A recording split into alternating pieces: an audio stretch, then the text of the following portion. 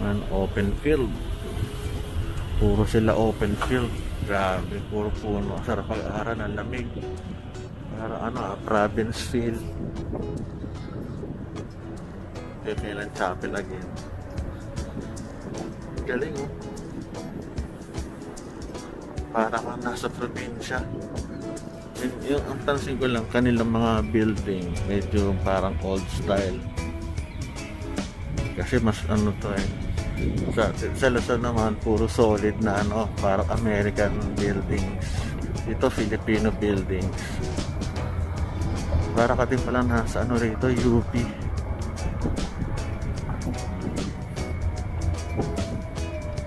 Galing, oh. Ganda ng mga puno.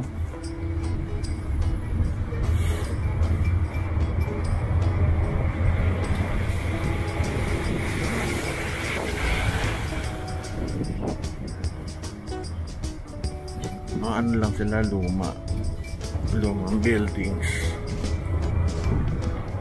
Kasi sa laki talaga mahirap i-maintain ng malaking campus. Galing dito, may parking, dapat pwede mag-park dito so yung paikot, parang feel din ng UP na mas modern.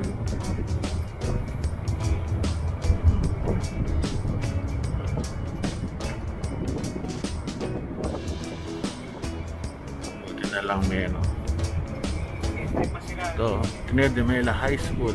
Dito ang high school nila, kaya hindi kami nakakarating masyado. Ang ganda rin, ano, wow, ang ganda, oh.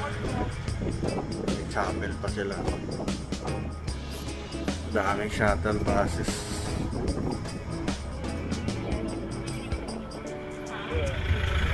Okay, bababa na kami dito. This is Ateneo grounds, oh. Ateneo High School. Tayo sa harapan. Para maka ano tayo. Ay ako. Pasok. Malaki yung parking area nila dito. Kaso yun nga lang, baka for special people lang. May mga pangalan eh. Ang laki din natin Ateneo, grabe, no? Pero sa gilid may mga bahay ako nakikita eh. Siguro yung mga villages sa tabi.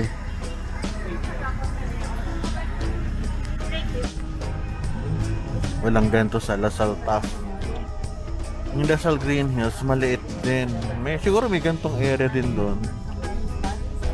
Yung Lasal Green Hills mayroong mga parking area, may elevated parking pa nga. Ito yung high school nila. Old building lang pero okay naman, malinis naman, maayos. Daming puno. Marami naglalakad. Hindi sila sumakay dito. Ano kaya tong era na to?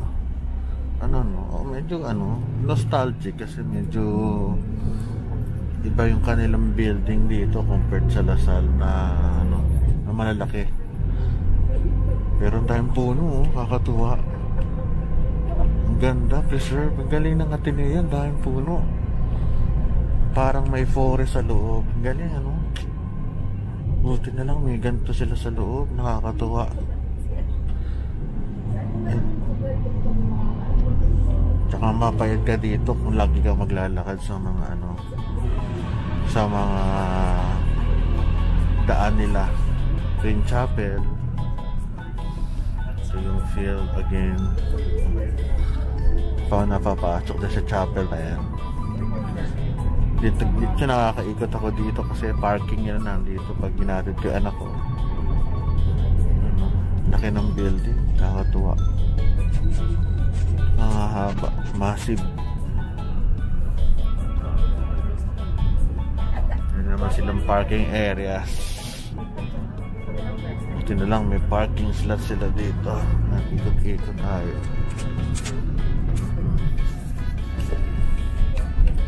Daming buildings.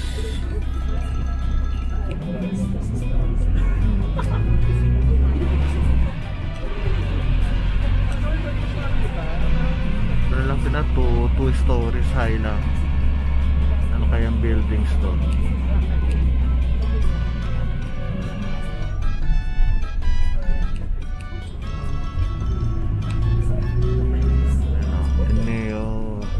government.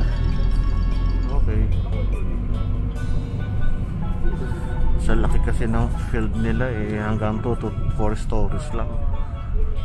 Sa Lasal naman, dahil walang mga areas na ganito, building nila matataas. Mga BMW pa, mga kotse, big time mga kotse dito ah.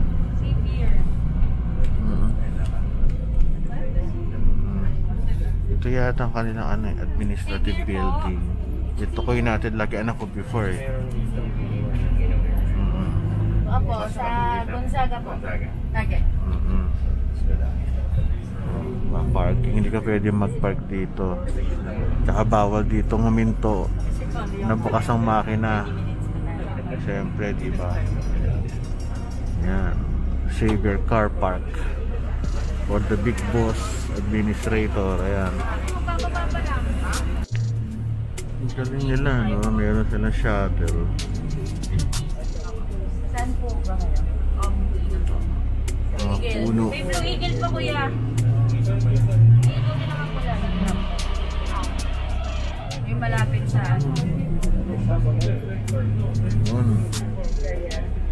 ito pala yung ano, designated evacuation area. Pag may sakuna o siguro may fire, disaster, kitong chapter nila o iba itsura.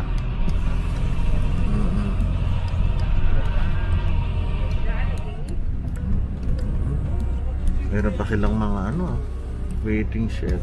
Wala, talaga ang laki nito.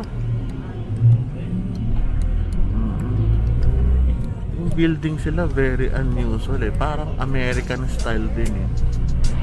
American Filipino. Sa Amerika kasi ano, sa Lasal kasi parang American style ang Manila eh.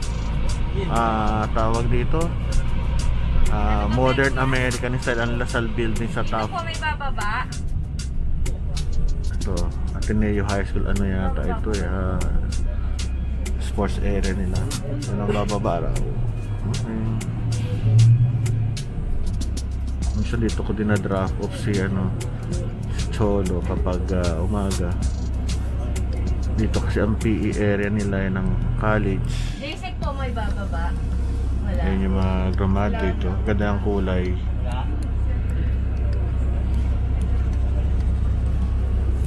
By the way, nandito rin yung kanilang ano yung kanilang parang observatory. Kung gusto nyo tingnan yung kanilang mga stars. Sa ano? Nandiyan dadaanan natin.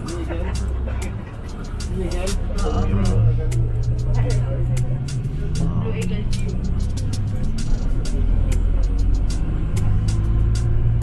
May old cook pa, kuya. May old cook pa. Swerte nila kasi ano to, Quezon City to, malaki lupa dito talaga eh.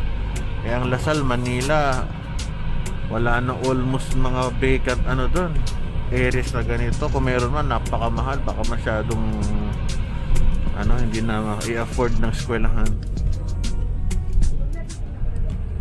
Ito yung kanilang ano, Old Communication Arts. Libre pa siya, ano? Ito rin po lalabas. Shuttle. Ang ganda ng mga puno. Ako kasi aliw ako sa mga puno eh. Pag nakita yung LRT sa top, siyempre nakatapat niya nitong Lasal Taft to. Dati may building dito sa harapan, buti tinanggal, ang pangit eh. Yun yung Henry C. Building, LS Building, sa likod yung Velasco. Engineering ako before. Kaya yun, nakita nyo parang may grid na lobby doon sa likod, Velasco. So this is Lasal. Ganda, no? Old building. Pasok tayo. Tingnan natin, papasukin tayo dito sa South Gate. Ang tawag dito, South Gate. Pag hindi ako pinapasok, uwi na lang ako. Ganun talaga. Entrance. Lasal University. Pasok tayo. Hello, papasok na.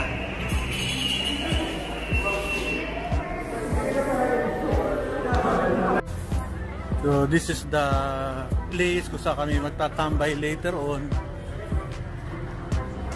Before, ito yung football field to na malaki. So dito kami sa taas nito. Dito kami nanood ng mga Lasal Ateneo na football.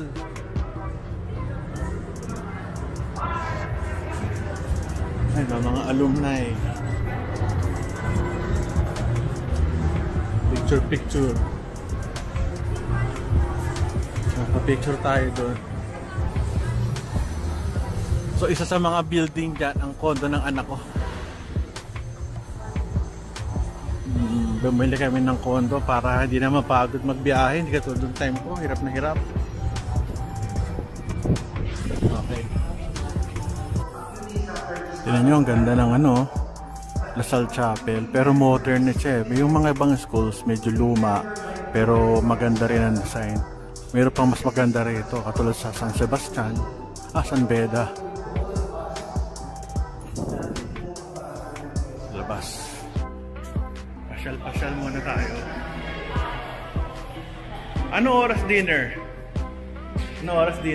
6? 6. Lakad muna ako rito. Namimiss ko na yung lugar ko dito.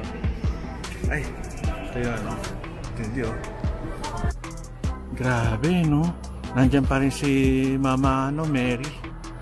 Lalaki na ng puno. Anak ko lagi na dito siya nag-aaral So saan kaya kami mamaya? Ito, yung Chenko building.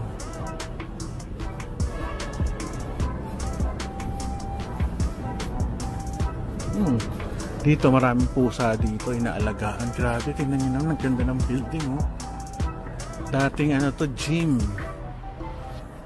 Buntot ng gym. Gym pusa. Mga pusa. Pusa.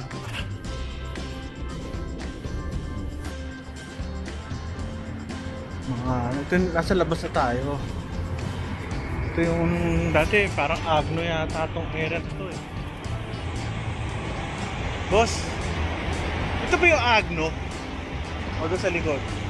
Ano bang Agno? Diretso lang sir. Diretso? Hindi. Hanap tayo.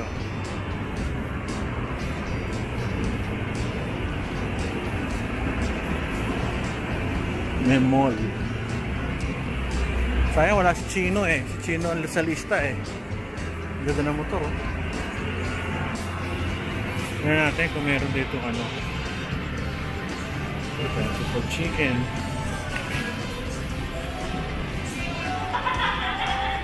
Reebok. Gusto sana bumili ng t-shirt.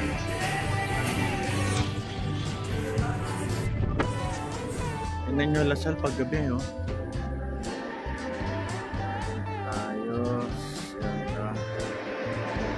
Majestic yung eskwelahan.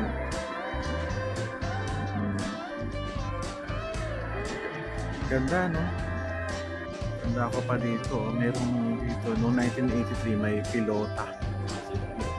Yung wall na parang may raket at bola ka. Sunod to parang hallway lang ito kasi may gym dito may bubong.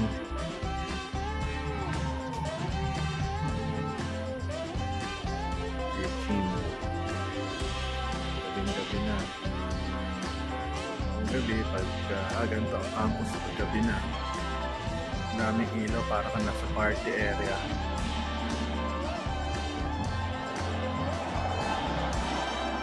Maingay lang yung LRT dinig dito. Para kang nasa park ng Luneta pala dito pag gabi. Kasi yung time ko walang mga ilaw na ganyan.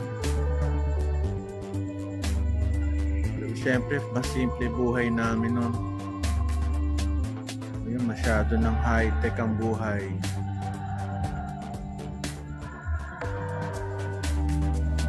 Old garden na basketball court. Mag-basketball kami dito, PE. Pero garden. Bakit nagbabasketball ang mga tao?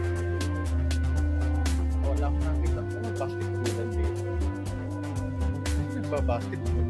Baka sa ano, doon sa kabilang building. Basketball court to eh. At ito, yung left na yan. Aristocrat.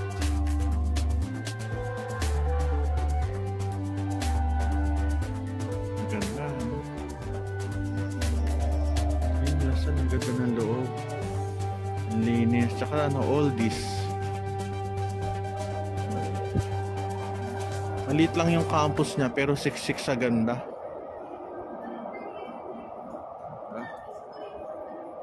Ayos. Nakakamiss din yung Lasal. Wala eh. Talagang ganyan ang buhay. Tumatanda ka. Sarap ng buhay. Oh. Mga college days pa. Mga klase mo na andito. Yun. Wala no. Iba na itsura eh. Ang natanda ko pa dito yung ano eh. Yung court ring at saka doon. Diba na? Hindi na tayo. This is Lasal na.